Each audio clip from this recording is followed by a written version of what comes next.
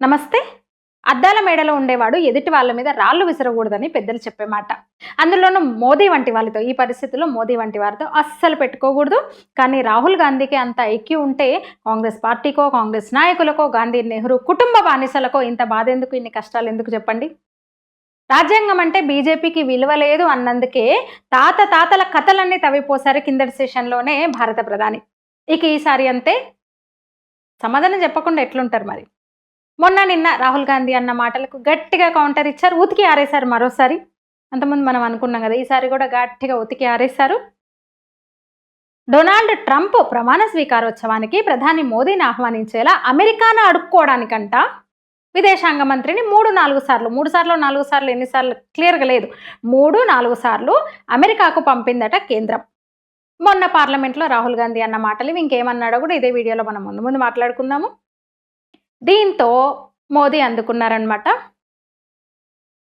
విదేశాంగ విధానంపై ఆసక్తి ఉన్నవారు అమెరికా అధ్యక్షుడు జాన్ ఎఫ్ కెనడీతో, అంటే అమెరికా మాజీ అధ్యక్షుడు జాన్ ఎఫ్ కెనడీతో జవహర్లాల్ నెహ్రూ జరిపిన సమావేశాలపై సమాచారాన్ని ఇచ్చే జేఎఫ్కేస్ ఫర్గాటెన్ క్రైసిస్ అనే పుస్తకాన్ని చదవాలని అందరికీ సలహా ఇచ్చారు, కాంగ్రెస్ వాళ్ళకి సహా మొత్తం సభల్లో అందరికీ కూడా. ఒకవైపు దేశం గట్టి సవాళ్ళను ఎదుర్కొంటున్న పరిస్థితుల్లో నెహ్రూ అతని దౌత్య విధానం మీద కూడా ఈ పుస్తకంలో రాసి ఉంటుంది, అందువల్ల అందరూ తప్పక చదవాలని పిలుపునిచ్చారని అప్పీల్ చేశారు. సరే, ఇంతకీ JFK's forgotten crisis, Tibet, the CAA and the Sino Indian war అనే పేరుతో ఉన్న ఈ పుస్తకంలో ఏముంది మరి? ఆ పుస్తకాన్ని సిఏఏ మాజీ అధికారి బ్రూస్ రీడల్ రాశారు.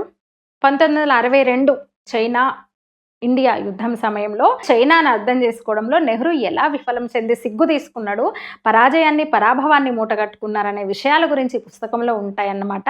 ఆ విషయాన్ని చెబుతూ పుస్తకం గురించి కొన్ని వాడి వేడి విషయాల్ని ఆయన వివరించారు, కొన్ని ప్రస్తావించారు మోదీ. అయితే కేవలం నెహ్రూ మంత్రాంగం, విదేశాంగ విధానాలే గాక నెహ్రూ గురించిన ఎంతో ఆసక్తికరమైన విషయాలు చాలా ఉంటాయి అందులో. నెహ్రూకు సంబంధించిన ఇంట్రెస్టింగ్ టాపిక్స్ ఏంటి ఆ విషయాలంటే ప్రత్యేకంగా ఇప్పుడు నేను చెప్పక్కర్లేదు, మీకు అర్థమై ఉంటుంది, మీకు వెలిగే ఉంటుంది కదా. 1961 నవంబర్ 6న తేదీలతో సహా పుస్తకంలో ఉంటుంది, అందుకే నేను కూడా ఇక్కడ డేట్ మెన్షన్ చేస్తున్నా. అమెరికా పర్యటన సందర్భంగా, తన అమెరికా పర్యటన సందర్భంగా మన నాటి ప్రధాని నెహ్రూ కెనడీ సోదరి 27 ఏళ్ల సుందరాంగి పాట్ కెనడీ పట్ల ఎంత ఇంట్రెస్ట్ చూపెట్టారు వంటి వివాదాస్పద అంశాలు ఉన్నాయి ఆ పుస్తకంలో. ఇక నాటి గవర్నర్, అంతకుముందే స్వతంత్ర ఉద్యమ కాలంలో, స్వతంత్రం వచ్చిన తర్వాత కూడా ఆనాటి అంటే British governor general lord mount Batten భార్య ఎడ్వినా మౌంట్ బాటెన్తో ఉన్న సంబంధం గురించి ప్రపంచమంతా తెలుసు, నెహ్రూతో ఉన్న సంబంధం గురించి. అంతేకాదు తర్వాత కెనడీ సోదరి పట్ల ఇంట్రెస్ట్ చూపుతూ అమెరికాలో వాళ్ళు కలిసినప్పుడు, అంటే ఎడ్వినా అలాగే నెహ్రూ అమెరికాలో కలిసినప్పుడు ఏ గెస్ట్ హౌస్లో ఉండేవాళ్ళో, తర్వాత ఎప్పుడు అమెరికా వెళ్ళినా అందులోనే ఉండేందుకు ఆసక్తి చూపేవాడంట నెహ్రూ. ఇక 1962లో మార్చిలో కెనడీ అతని భార్య జాక్వెలిన్ భారత పర్యటనకు వస్తే ఆమె ఉండడానికి అమెరికా ఎంబసీ ఒక విల్లా తీసుకుందంట.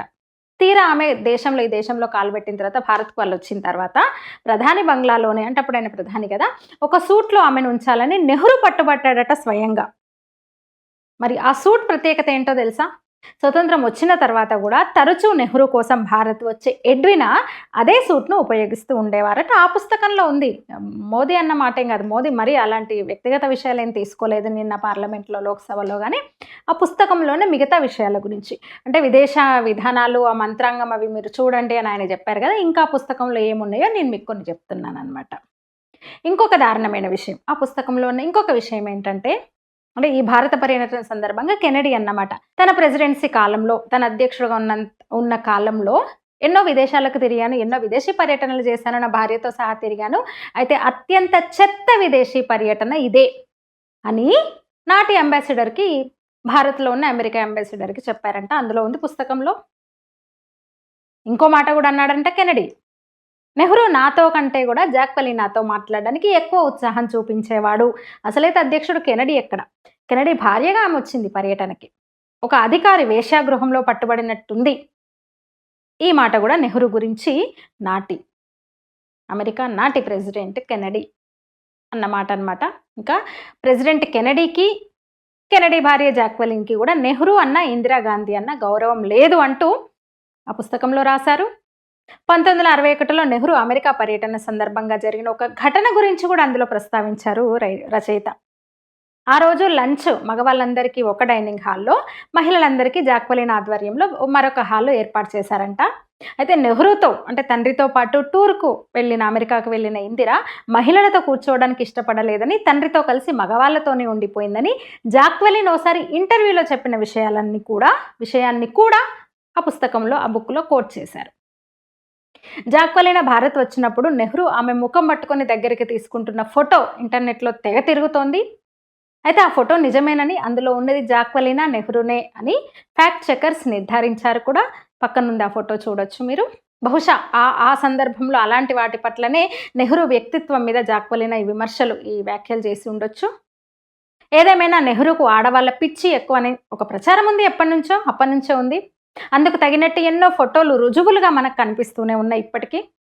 స్వతంత్ర భారత తొలి ప్రధాని ఆయన. దేశం నిజంగా క్లిష్ట పరిస్థితిలో ఉంది. అప్పుడప్పుడే స్వతంత్రాన్ని సాధించుకున్నాం. అసలైతే ఆ సీట్లో ఉన్న నాయకుడికి ఖాళీ దొరకదు. అసలు ఖాళీ దొరకడం కష్టం. కొన్ని ప్రోటోకాల్స్ తప్పవు. విదేశీ ప్రముఖులు, అందులో అమెరికా అధ్యక్షులు లాంటి దేశాల అధ్యక్షులు వచ్చినప్పుడు వాళ్ళ పర్యటనలో తప్పనిసరిగా ప్రోటోకాల్ ప్రకారం పాల్గొనాల్సి ఉంటుంది. కానీ ఆ నాయకుల భార్యలు, సోదరీమణులను కూడా ఎంగేజ్ చేయాల్సిన అవసరము ఈ దేశ ప్రధానికి ఏంటి? వాళ్ళ బస ఏర్పాట్లు స్వయంగా చూడాల్సిన స్థితి అసలు ఎప్పుడు ఉండదు. అమెరికా ఎంబసీ వాళ్ళు ఒకచోట బస ఏర్పాటు చేస్తే, ఒక వాళ్ళు ఒక విల్లాను బుక్ చేస్తే, కాదు ప్రైమ్ మినిస్టర్కు సంబంధించిన అధికార నివాసం దగ్గరే ఉండాలి అని ఒక బస ఏర్పాట్లను కూడా తను స్వయంగా చూడగలిగే అవకాశం అయితే అసలు ఎవరికి ఉండదు. అంతేకాదు నెహ్రూ ఆయా నాయకుల అంటే ఆయా దేశాల యూరప్, అమెరికా అధ్యక్షుల ఎప్పుడు వచ్చినా సరే వాళ్ళ నాయకుల ఆడవాళ్ళను పార్కులకు, తోటలకు స్వయంగా తిప్పేవాడు. చట్టపట్టాలు వేసుకొని విదేశీ అతిథులతో షికార్లు చేసిన ఫోటోలు కూడా బోల్డ్ నెట్లో కనిపిస్తాయి మనకి ఇప్పటికీ. వాటిని కూడా ప్రస్తావించాడు రచయిత ఆ పుస్తకంలో. జాక్వెలినా అంటే నెహ్రూకి ఎంత పిచ్చి ఉందంటే, తన ఇంట్లో మెయిన్ డోర్కి ఎదురుగా తను ఆమె కలిసి ఉన్న ఫోటోను ఉంచాడు.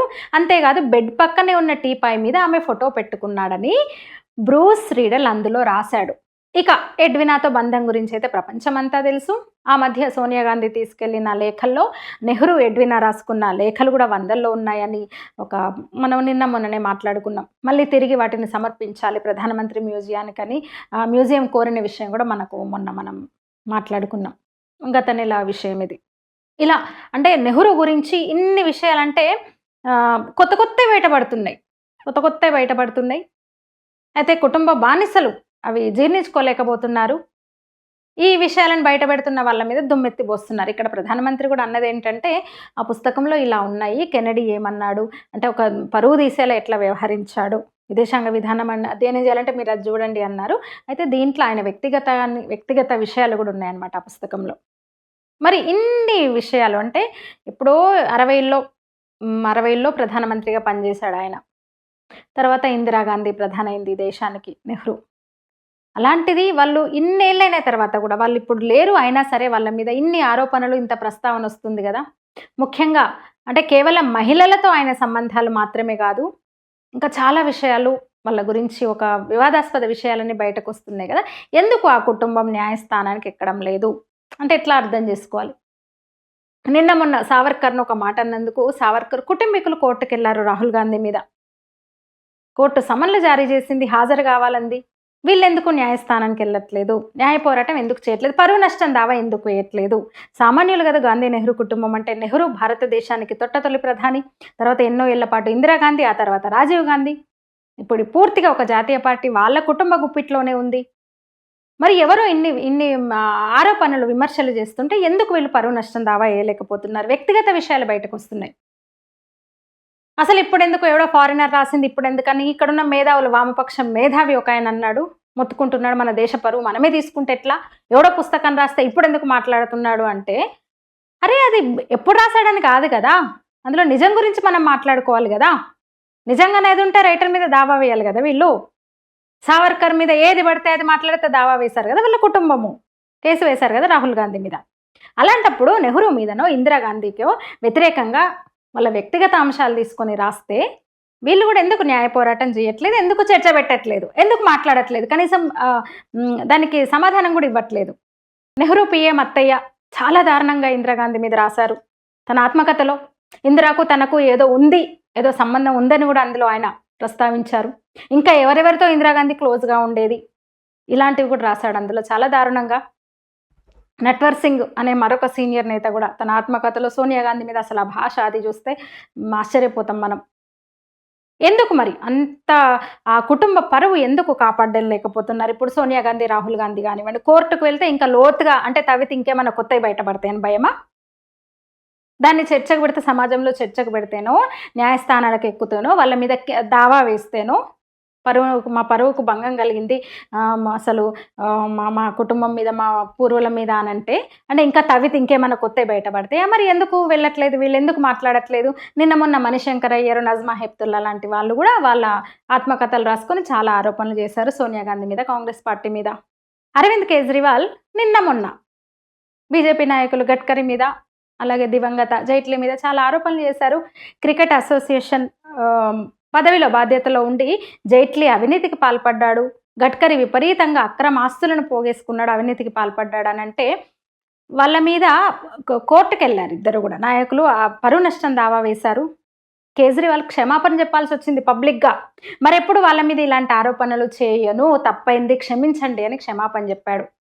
మరి ఇంత పెద్ద కుటుంబము, ఒక నితిన్ గడ్కరీ, అరుణ్ జైట్లీ వంటి వాళ్ళే కేజ్రీవాల్ని వదలలేదు. మరి ఇంత పెద్ద కుటుంబము వీళ్ళెందుకు ఒక విచారణ చేయించామని విదేశాలు పక్కన పెట్టేసింది. సొంత దేశం వాళ్ళ మత్తయ్య రాశాడు కదా పుస్తకము, చాలామంది రాశారు కదా వాళ్ళని విమర్శిస్తూ, వాళ్ళతో కలిసి పనిచేసిన వాళ్ళు కొన్నేళ్ల పాటు, వాళ్ళతో దగ్గర అనుబంధం సంబంధం, ఆ కుటుంబంతో, ఆ కుటుంబ సభ్యులతో, నాయకులతో దగ్గర సంబంధం ఉన్న వాళ్ళు కూడా చాలా ఆరోపణలు చేశారు, వ్యక్తిగత ఆరోపణలు చేశారు, వ్యక్తిగత విమర్శలు చేశారు. మరి ఎందుకు వీళ్ళు నోరెత్తట్లేదు సోనియా గాంధీనో రాహుల్ గాంధీనో? అంటే ఇంకేం బయటపడతాయి మరి? మొన్న లేఖల విషయం కూడా ఏమున్నాయో కదా అందులో. ఎడ్వినాతో ప్రేమ లేఖలేనా, ఇంకేమన్నా ఉన్నాయా? జాతి భద్రతకు సంబంధించి, దేశ రక్షణకు సంబంధించి, భద్రతకు సంబంధించి ఇంకేమన్నా ఉన్నాయా? వీళ్ళు చేసిన ఘనకార్యాలు ఏమున్నాయి? మరి ఎందుకు కాముకుంటున్నారు? విచారణ జరగాలి కదా. ఇక మొన్ననే గంటన్నర పాటు గట్టిగా కాంగ్రెస్ పార్టీని ఆ వారసులను వేసుకున్న మోదీ ఈరోజు కూడా ఇంకా దాన్ని అప్పుడు మిగిలిపోయినవన్నీ అందుకున్నారనమాట. ముఖ్యంగా నెహ్రూ ప్రధానిగా ఉన్నప్పుడు జరిగిన అరాచకాలను ఏకరువు పెట్టిండ్రు ఇవాళ. ప్రముఖ గీత రచయిత మజ్రూహ్ సుల్తాన్పురి ఓ పాట పాడినందుకు జైల్లో పెట్టారంట నెహ్రూ. అప్పుడు ముంబైలో కార్మికులు ఒక నిరసనకు దిగితే అందులో నటుడు బలరాజ్ సహాని ఆ ఊరేగింపులో అంటే మద్దతుగా సంఘీభావంగా ఊరేగింపులో పాల్గొన్నందుకు ఆయన కూడా జైల్లో పెట్టాడంట. లతా మంగేష్కర్ దేశం గర్వించే గొప్ప గాయని లతా మంగేష్కర్ సోదరుడు హృదయనాథ్ మంగేష్కర్ ఆల్ ఇండియా రేడియోలో వీర సావర్కర్ మీద ఒక కవిత చదివినందుకు ఉద్యోగంలోంచి, ఆకాశవాణి నుంచి తీసేశారంట, బహిష్కరించేశారంట. ఎమర్జెన్సీ రోజులను ఆయన గుర్తు చేశారు మరొకసారి మోదీ. నెహ్రూతో పాటు ఇందిరాగాంధీ సమయంలో జరిగిన మరికొన్ని చెప్పాను కదా లాస్ట్ సెషన్లో కొన్ని మిగిలిపోయిన గుర్తొచ్చినట్టున్నాయి, మళ్ళీ అందుకున్నారు. ఎమర్జెన్సీకి మద్దతు ఇవ్వాలని అప్పుడు స్టార్ దేవానంద్ను కోరితే ఆయన నిరాకరించడంతో దూరదర్శన్లో ఆయన సినిమాలను వేయకుండా నిషేధించారంట ఇందిరాగాంధీ. తమకు అనుకూలంగా పాడనందుకు సింగర్ కిషోర్ కుమార్ పాటలను ఆల్ ఇండియా రేడియోలో నిషేధించారంట. ఇవన్నీ మళ్ళీ మోదీ చెప్పుకొచ్చారు. అంబేద్కర్ను ద్వేషించారు, వాళ్ళకు వాళ్ళు భారతరత్న ఇచ్చుకున్నారు, కానీ తమకు అనుకూలంగా ఉన్నోళ్లకు రకరకాల పురస్కారాలు, అవార్డులు భారతరత్న సహా ఇచ్చుకున్నారు. కానీ బాబాసాహెబ్ అంబేద్కర్ ఒక జాతి గర్వించే నేత, రాజ్యాంగ నిర్మాత అంబేద్కర్కు మాత్రం భారతరత్న ఇవ్వలేదు ఆ పార్టీ, అలాగే ఆ కుటుంబం అని మరోసారి మోదీ ఇవాళ గుర్తు చేశారు. వాళ్ళు ఈ దేశానికి చేసిన ద్రోహము, తప్పులను సరిచేయడానికే మాకు ఇంత సమయం, అంటే బీజేపీకి ఇంత కాలం పడుతుందని ఆయన వాపోయారు ఆయన ఒక రకంగా మోదీ. నా వీడియోలు నచ్చితే లైక్ చేయండి, షేర్ చేయండి, నా ఛానల్ని సబ్స్క్రైబ్ చేయండి. నమస్కారం.